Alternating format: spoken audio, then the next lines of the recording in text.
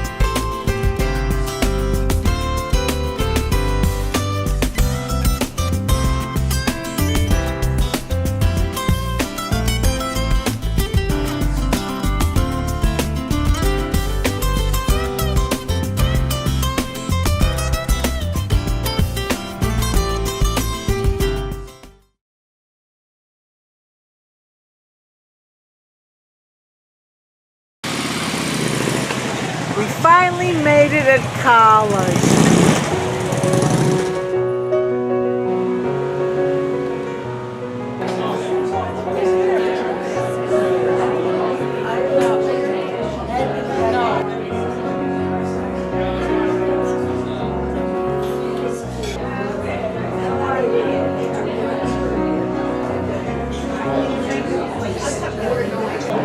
Hello, Happy everyone. faces. We're finally here at college.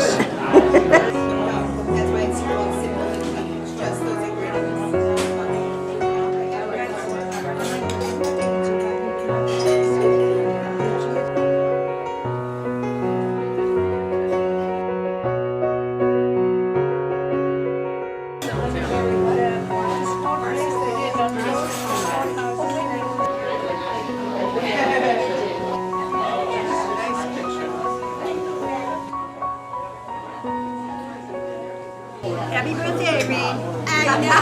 Happy birthday. Cream brulee. Wow. And it's huge. It's a nice presentation. Yes. The people going home to load on the bus.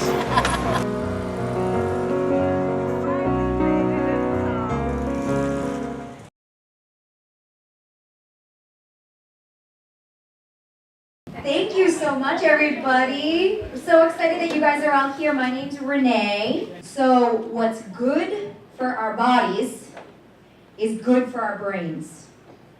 Did any of you guys, some days you wake up and you say, man, I feel like I'm 15 again? Well, the great news is, whatever that number is that we feel, we have the ability to be in control of that feel number. Dementia is not a normal part of aging. So what happens is somebody that's experiencing dementia forgets things, big things. They might not remember where they are, or they might not remember someone that's very familiar to them, their name. Or they might forget kind of simple day-to-day things that we think of as being more simple, like getting dressed and going to the bathroom. But they forget these things. And those are the things that are not normal. But the good news is, as I was saying, we have the power right now, as we sit here, to change the risk that we have associated with having some of these abnormal changes. One of those things is midlife obesity. High blood pressure. I bet nobody here has high blood pressure, right? Anybody that is a smoker. Diabetes. So if you have ever, or someone you might know, has ever experienced a bout of depression, it's really important to sleep. Our brains at night need to rest. Hyperlipidemia.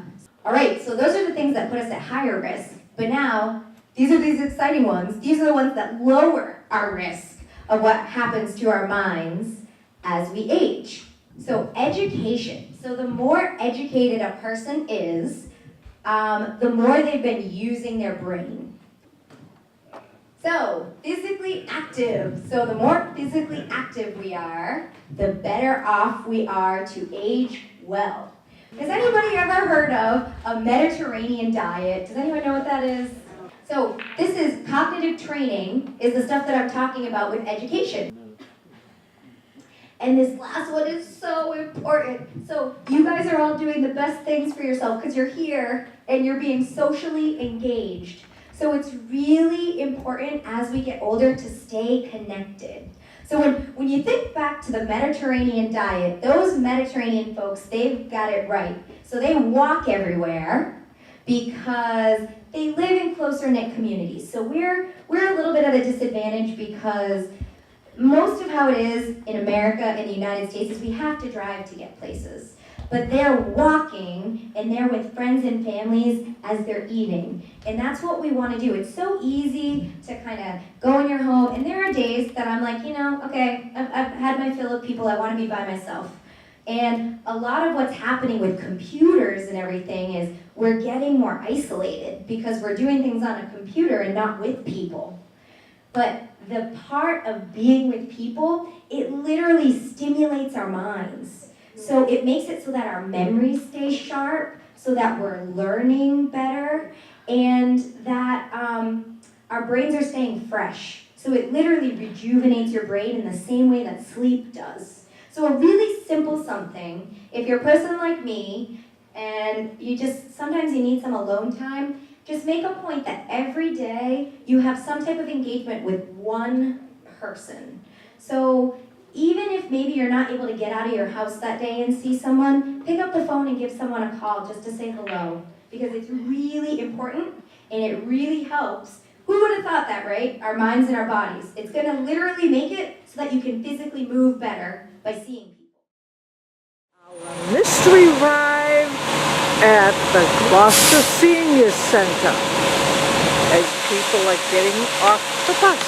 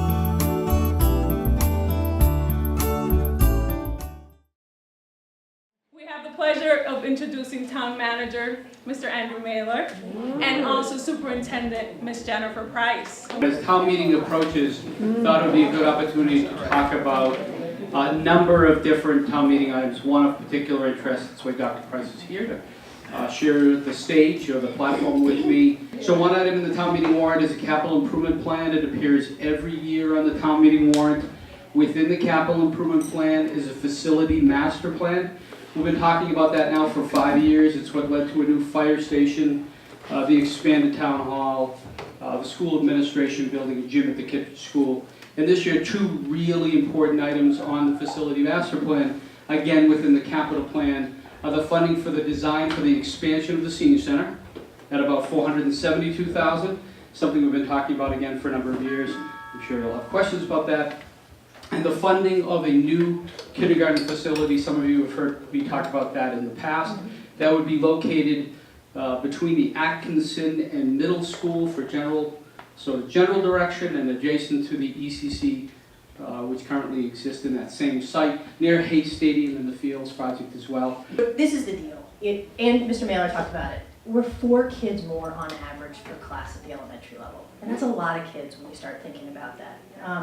And what we want to do is be competitive with all of our surrounding communities and many of the communities in Massachusetts around making sure that we have smaller class sizes to be able to meet the needs of all our kids.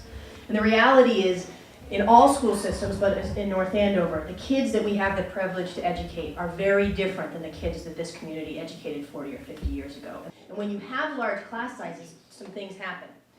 Often, there's 2 groups of kids who are negatively impacted by that. Was anyone a teacher here? Okay, so you know that when you're a teacher in a large class size, the kids who are the most problematic are going to get your attention, right? So the kids who struggle, no matter what the size, you're going to get your attention because you got to pay attention to them, right?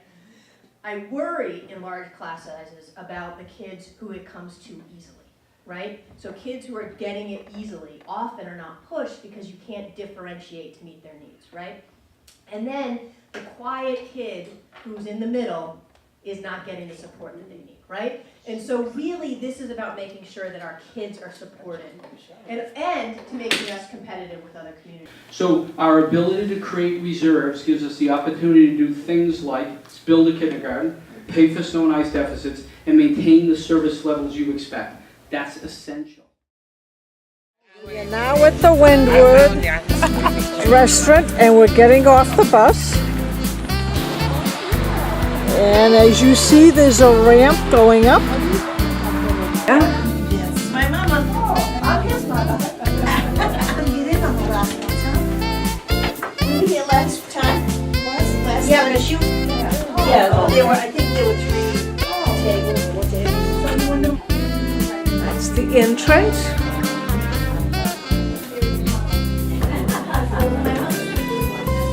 Our area.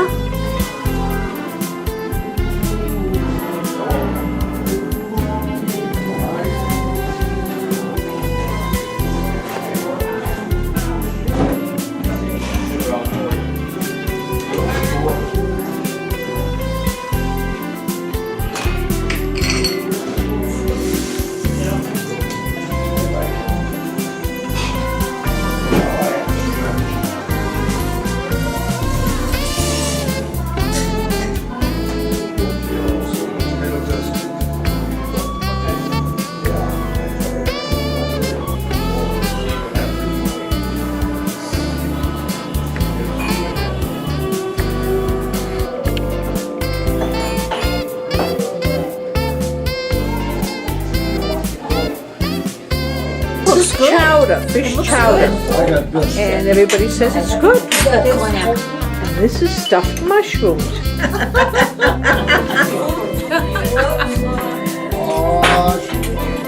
Oysters.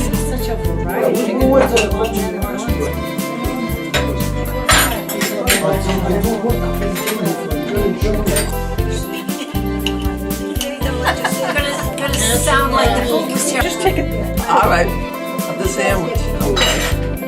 Stuffed mushrooms. Thank you. That's heading. Big hat.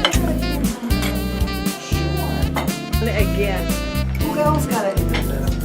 Yeah, a lot of good choices. No price gouging in this place. Yeah.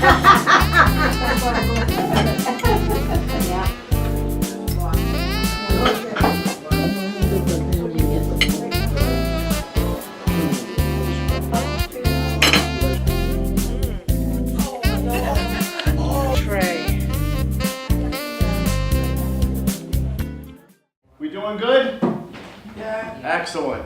Well, thanks for inviting me back. I think the last time I was here was January of 2016. And I only say that because here's the paper I left here last time I was here. My opinion doesn't really matter in all of this stuff, and I say that a lot, although I've got some pretty strong opinions. What's most important is that we get the story right, and that we're not writing a news story to promote an agenda. When I published that story last year about the Dominican elections in Lawrence, and it is up online, I sent it to every single news outlet I could find, because I was stunned at what I had found. I thought, surely since there's a national narrative that voter ID is racist and poor people can't have voter IDs, and that there's no such thing as voter fraud, surely somebody will be interested in this story. We sent it to BZ, we sent it to the Globe, sent it to the Herald, Lowell Sun. We sent nothing to the Tribune because they just awful, they'll screw up the story anyway. You can laugh at that, that was supposed to be funny. And so we started the paper and we decided what we're going to do is we're just going to tell a story. The other thing I'd like to do is just kind of sit down with you guys once a month and pick your brain about what's going on. I think a lot of times, especially in the news business, the opinions and the feelings of seniors only seem to come at election time. The only time the media is coming over to you guys to ask you any questions is when they want to know who you're voting for, because seniors tend to vote in a larger group than most other demographics do. So there's not a real big difference between a sanctuary city and a Trust Act city. And the average voter doesn't know that.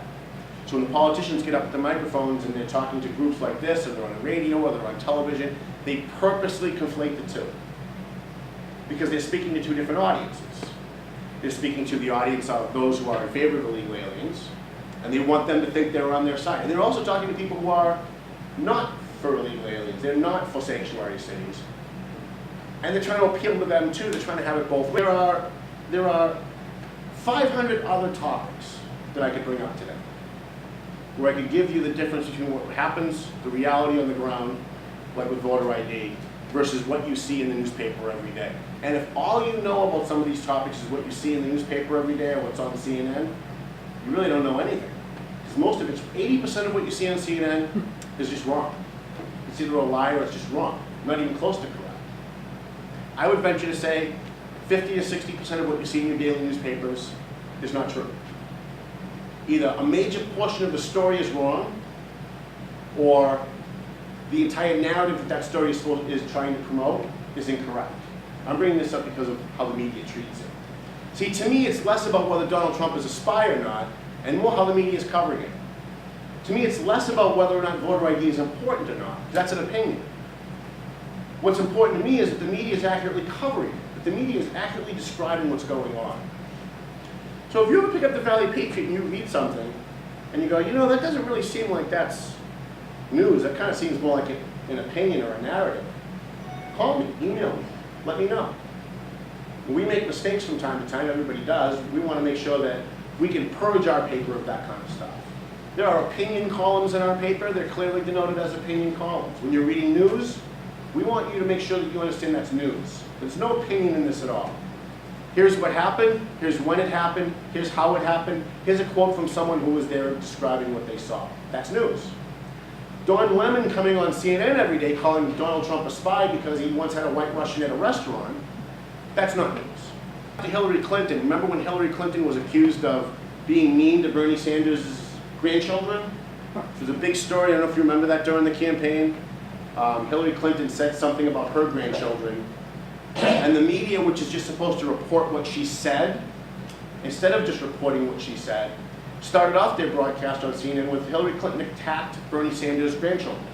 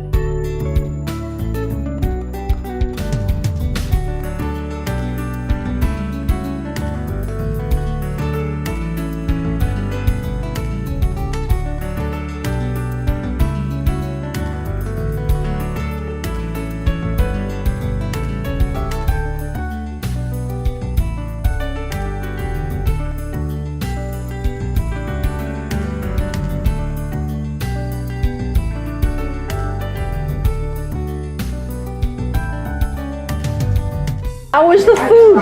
Food's very good. Okay. Ooh la la.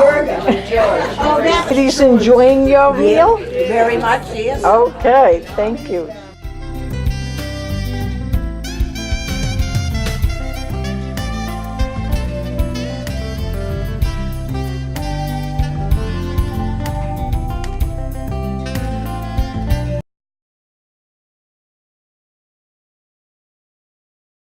No, but we actually have early stage Alzheimer's support group here at the Senior Center. And it's been in existence since probably about 2009, 2008. My name is Michael McCormick. I'm 57 years old, and I was diagnosed with younger onset Alzheimer's. We know that process begins many, many years before someone develops the symptoms of Alzheimer's disease, which are frequently memory problems. But that buildup of amyloid and tau may begin as early as 10, 20, or even 30 years before you start having memory problems. It's definitely a change for all of us. I pretty much take it day to day. We say we live in Michael's world now, so we kind of gauge our day on how Michael feels. Some days you would look at Michael and you wouldn't know he has younger onset Alzheimer's. And that was part of our frustration when we first got his diagnosis. People would say, oh, he doesn't look like he has Alzheimer's. How do you look when you have Alzheimer's? You know, I mean, Michael's Michael. He's always going to be that to us. The only path to a world without Alzheimer's disease is if everyone gets involved. We need people that can donate funds. We need people to volunteer for research trials. We need people to raise awareness at walks and events. The walk made us realize that there are so many more people out there just like us, and that you're not alone in this. And I think that's a huge role that the Alzheimer's Association did for us. They made us realize that you're never going to be alone in this. We're always there for you. And that day just put the exclamation point on it.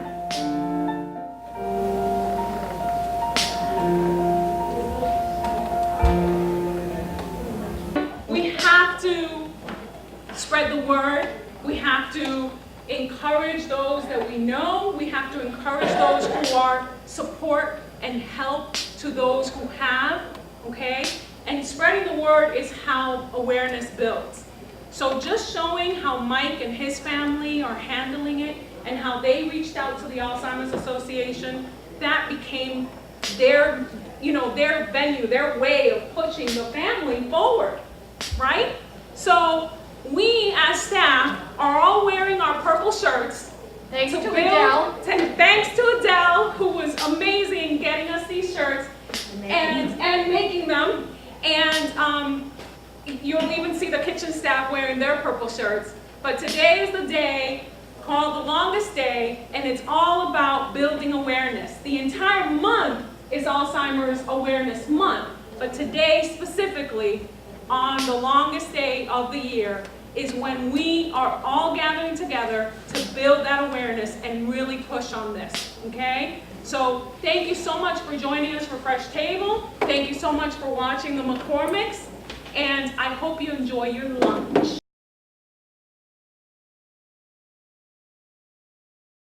Good morning, everyone. Good morning. My name is Allison Field. I'm Senior Vice President of Retail Banking at Pentucket Bank. Pentucket Bank is a 126-year-old community bank headquartered in Haverhill, Massachusetts, in case you're not familiar with us, just up the road. And I'm Marion Donahue. I'm the branch manager at our newest office in North Andover at the Butcher Boy Plaza. Welcome today. Thank you very much for coming today. We wanted to talk to you a little bit today about identity theft and fraud. The reality is that many of us come from a generation that we thought people were basically honest and you could trust people. And the sad reality that we see every day as bankers is that there are a lot of very clever people out there who would want to do us harm. And so what we're hoping to do today is to just give you a little bit of education and answer any questions that you might have about some of the different various scams and identity theft scenarios that are out there today. And the first one that we're going to talk about is called charity fraud. Here's how it works. Someone contacts you asking for a donation to their charity. And it sounds like a group you've heard of, it seems real, and you want to help. Charity scammers often pressure you to donate right away. They might ask for cash, they may ask for you to wire money or send a courier to pick it up. Scammers often refuse to send you information about the charity or tell you how the money will be used. They might even thank you for a pledge you don't remember making. Here's what to do. Tell the callers to send you information by mail. Do your research. Ask questions. Is your donation tax deductible? How do they want you to pay? Rule out anyone who asks you to send money or cash or wire money. Chances are those are a scam. And also, charities will always have a tax ID number, and they're a 501c3. And then you can also ask how much will go to the charity, to support that charity. Many banks and credit card companies would ask you to let them know when you're traveling to some place that's not a normal destination for you, so that they can know that you may use your card in that area and they can allow your transaction to go through without you being inconvenienced. It's changing a little bit. Some of the credit card companies now have such good monitoring tools, they tell you you don't need to let them know, but you certainly need to let your bank or credit card company know if you're traveling outside the country. Because some countries have been designated through the ATM system as what we call blocked countries because of the high level of fraud in those countries. If you're traveling in a foreign country where they have a different currency and you ask for a denomination in dollars, of course you're going to get the local currency coming out of that ATM machine wherever you are. And I think they've gotten much better at this. This was really years ago. I had a customer traveling in Mexico, and there was a $400 limit, daily limit on their ATM card, but the machine they were working with didn't make the conversion properly to pesos. So all they were able to get was 400 pesos, which wouldn't buy them a cup of coffee. So that was years ago. But these are the things that you need.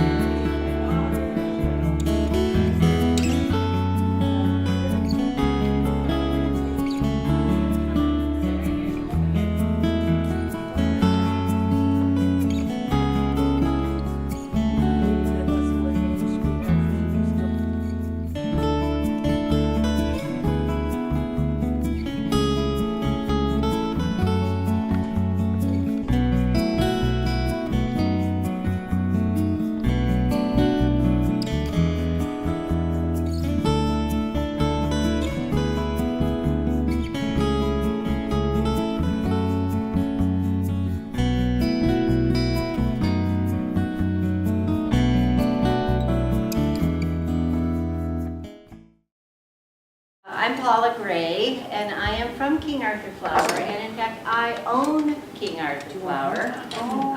Because why? Does anyone know? We are employee owned. Yes, we are employee owned. So I am an owner, proud owner of the company. I've worked for the King for more than 10 years.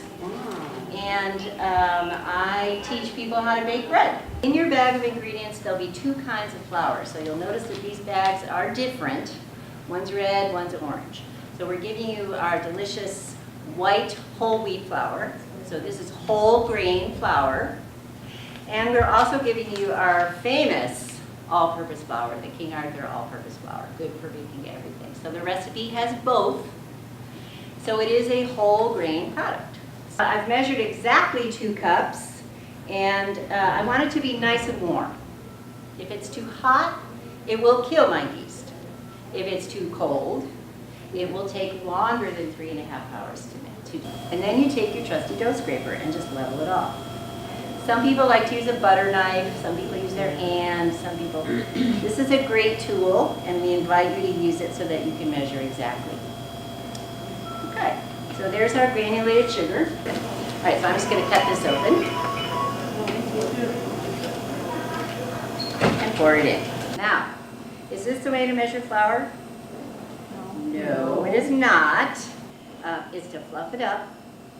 You can use a spoon, you can use a scoop, doesn't matter. You can see that this flour is brown, okay, light brown in color.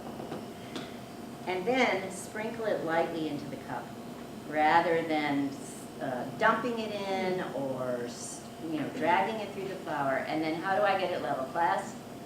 Yes, very good, ma'am. You were right on it. Dough scraper. Okay. So I'm going to go ahead and add this cup number 3. Okay. Now there are 2 more ingredients that you'll have at home that you'll add. And anybody have a guess of what they might be? Okay. Salt and oil. Okay. Now, Rita, how would you describe the dough right now? Very thick. Very thick. Okay, and looks kind of dry. You know what I would do? Put my hands Okay, in. but not yet. Can you make the spoon stand up straight in there? Okay, look at that. Yes, yes, it looks like the Italian cookies, which I know and love. Okay, so we know that there's gluten in here now. I mean, you can see. And gluten is very sticky and very stretchy. It's like little rubber bands. And it's what holds our bread together to give it its shape. We love it. However, it's very, very difficult to manipulate. So what we do in the bakery is we use flour to help us finish off the dough. So if I put my hands on here, that sticks to my hand. It's very, very sticky. But if I sprinkle flour there, this will not stick to my hand no matter what I do. This tiny little surface, we're going to use this big surface to press the flour into the dough. So all you do is just go around. And this is so much easier than using that spoon. Now, there are a lot of ways to knead. This is an easy way to do it if you've never done it before. Gather the dough into a blob. Have your flour nearby in case you need it. Take the faraway edge, fold it toward you. Take the heels of your hands, push down and away gently, and pick it up and turn it, and that is it. I can test it by taking 2 fingers and just pressing on it. And I think you can see right there, wherever I press, it bounces right back up. Yeah. The reason we do this is to keep moisture in and drafts away. And this is how we do it in the bakery.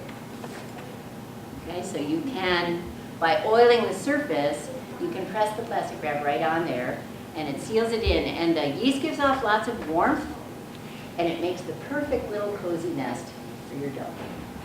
Then I'm going to do what my grandma did. Cover it out. Cover it up with a tea towel. We're going to make 2 things, right? Okay.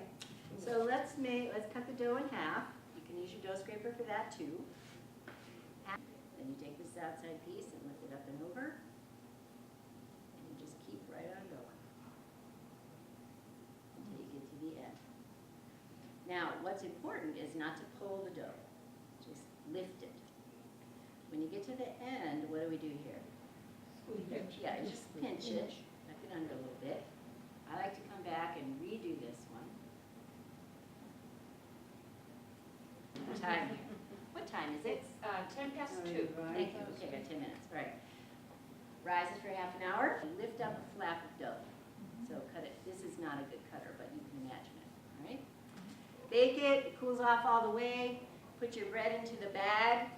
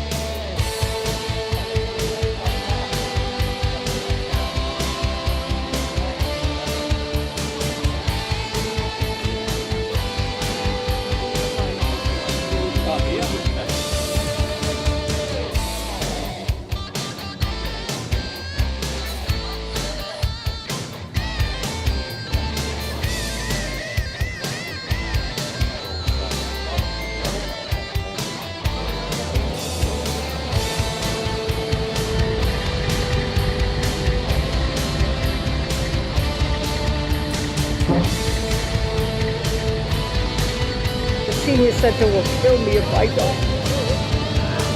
This is a Tiffany classic made in Florida.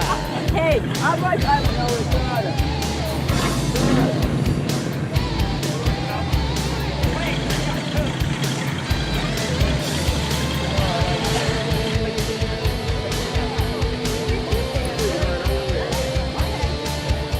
Chevrolet motorbike with a Corvette engine.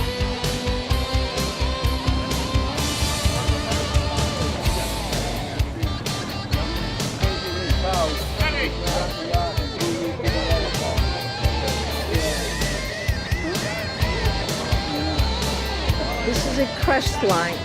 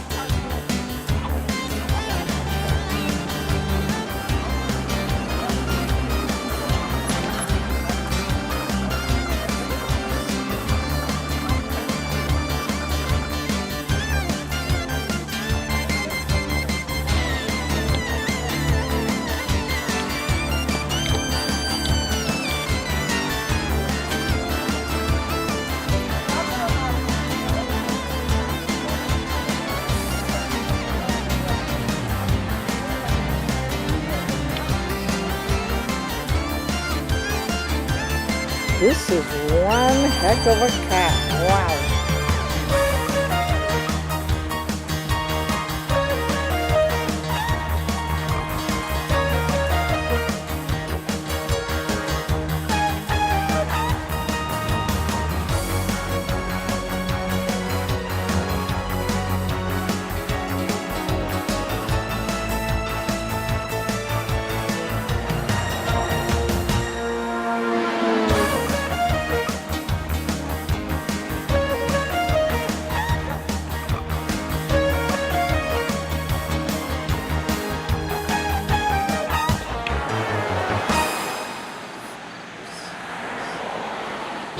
Nice guy.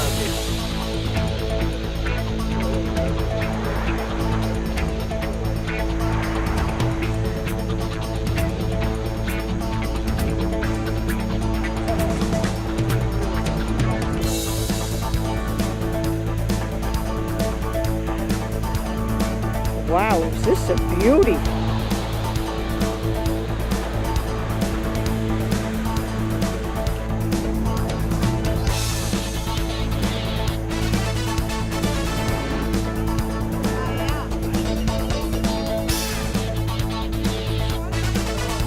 Stingray.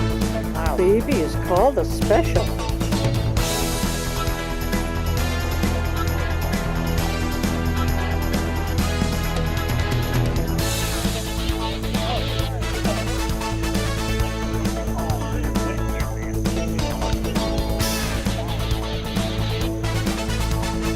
Hey.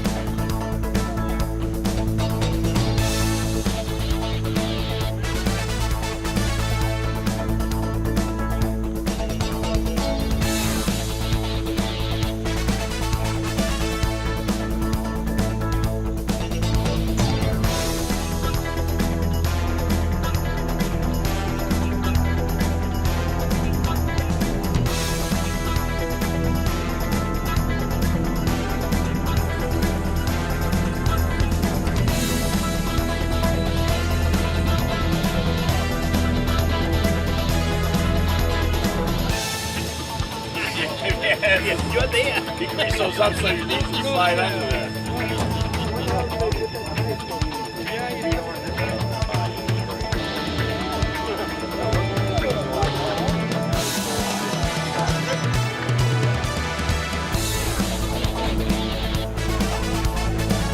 Real oldie.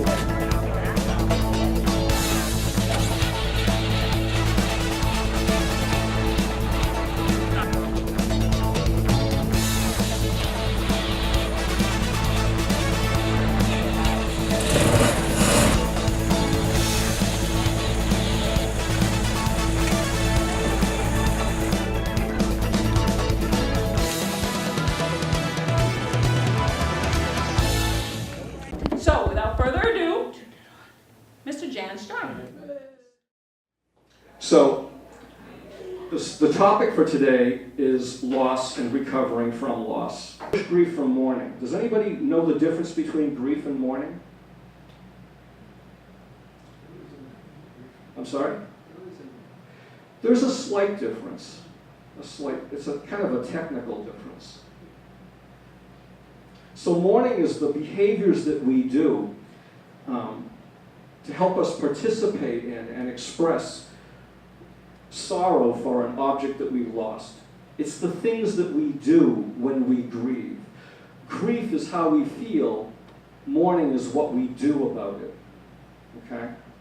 So they do go together and they do overlap. You're quite right.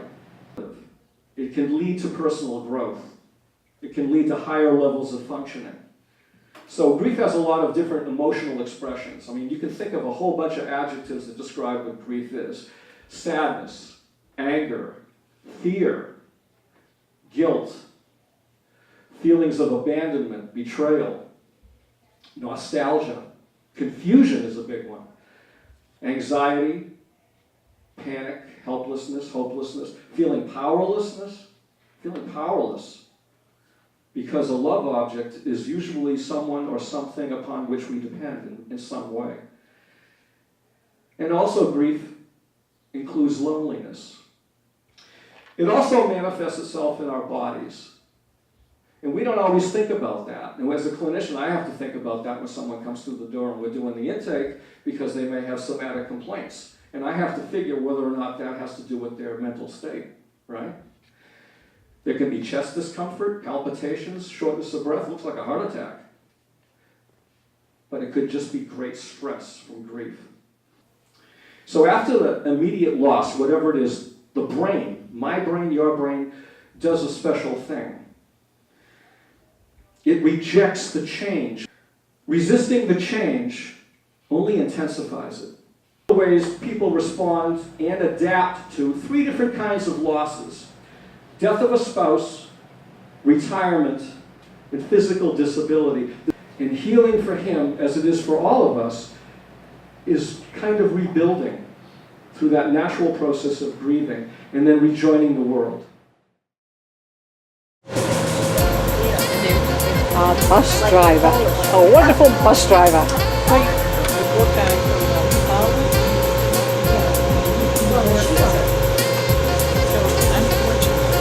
Right at the Gloucester House, and people are now getting off the bus.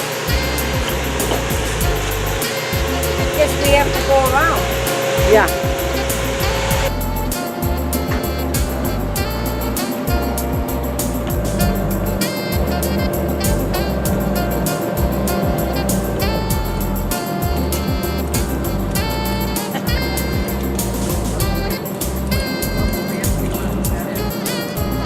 We won't sit over there, we'll be too noisy. We'll sit by the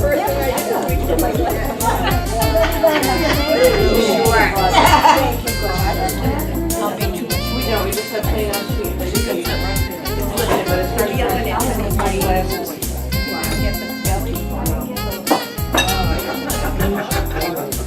I like the belly. Stuffed zucchini. Stuffed zucchini. Stuffed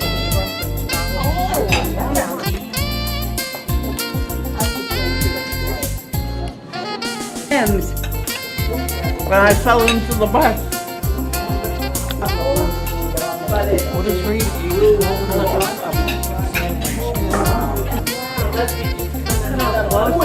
Yeah. Look at the crowd on it. This is a nice time of day to go out on there. Yeah. Look at the water. Yeah, I know. Grape nut custard with luscious whipped cream.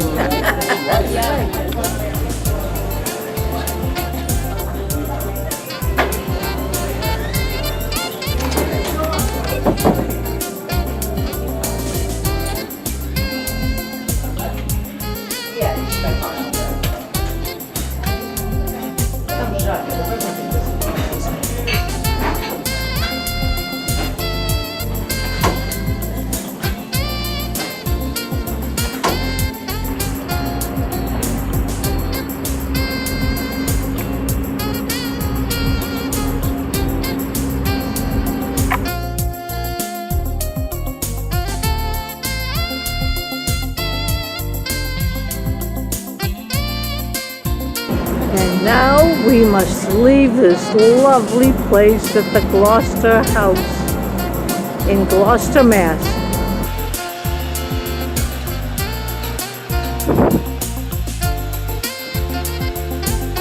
On May 22nd, 2017, Robert Como was our guest at the North Andover Senior Center for our Monday lecture series. Dr. Como is an educator and was the dean at Merrimack College Business School for almost 6 years. As a chief economist at Eversource for 18 years, he prepared load forecasting studies each year for state and federal regulatory commissions.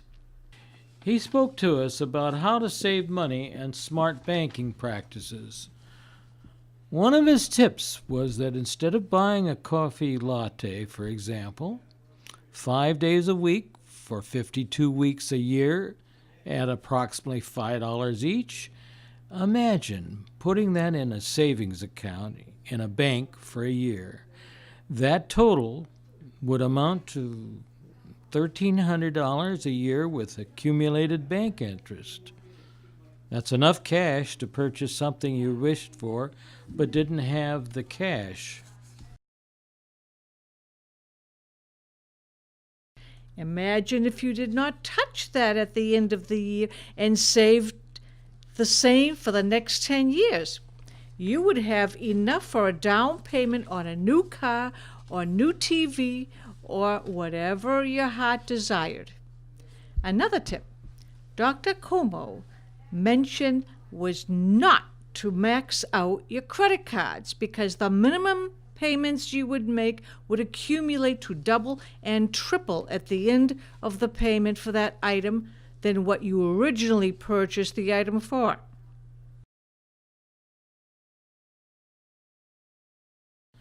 One of my favorite tips was Dr. Como mentioning was not to quit work after you retire. You're still full of valuable life experiences that many businesses could utilize that many young people cannot offer.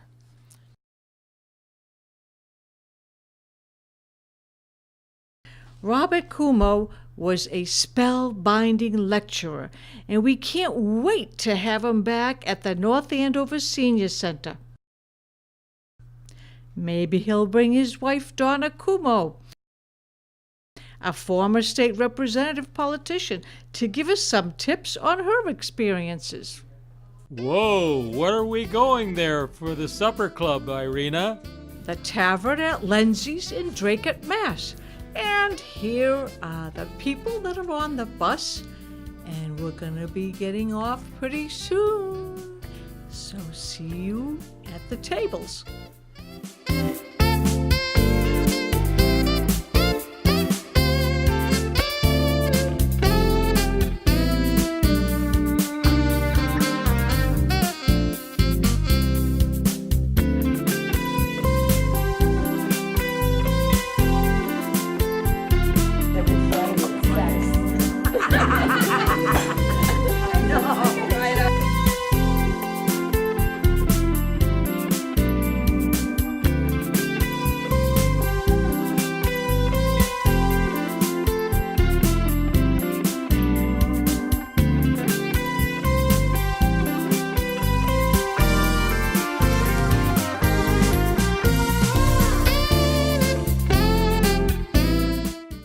Oh, Irina, did you say that was going to be on April the 20th? Yes, I did. Fantastic.